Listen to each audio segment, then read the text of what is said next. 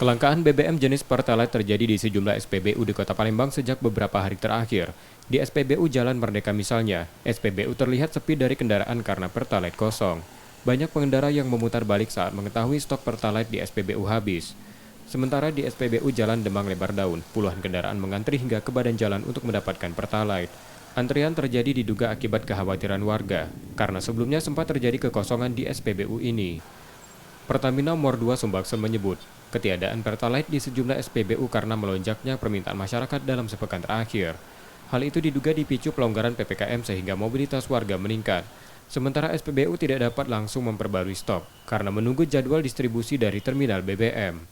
Pada Agustus lalu permintaan Pertalite sempat turun 9%, sementara beberapa SPBU mengurangi permintaan.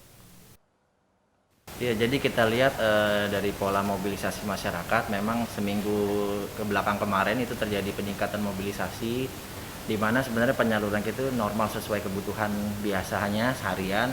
Kemudian ada lonjakan mobilisasi masyarakat. Cuman kalau kita lihat trennya di Agustus itu memang sebelum awal-awal PPKM itu dia berkurang 9% dari angka penjualan di bulan Juli ya. Jadi kemungkinan setelah PPKM ini mulai turun levelnya, itu kemungkinan akan terjadi peningkatan, tapi nanti angkanya baru bisa kita hitung setelah closing di bulan September ini. Karena kosongnya Pertalite, sebagian warga terpaksa membeli Pertalite di pedagang eceran dengan harga lebih mahal. Menurut warga, kelangkaan Pertalite sudah terjadi sejak 2 hari terakhir. Ada 6 kios ini kemarin itu.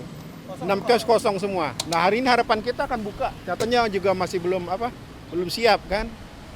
Jadi terpaksa kami ngisi di eceran itu.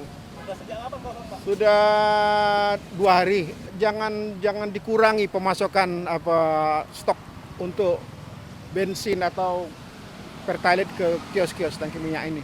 Karena mengingat di Palembang kan sudah banyak kendaraan kan. Artinya mereka sangat butuh sekali. Pertamina memperkirakan, stok akan segera normal dalam 1 pekan ini, seiring dengan penyesuaian stok di SPBU mengikuti permintaan konsumen. M. Rizky Nurmizan, Kompas TV, Palembang, Sumatera Selatan.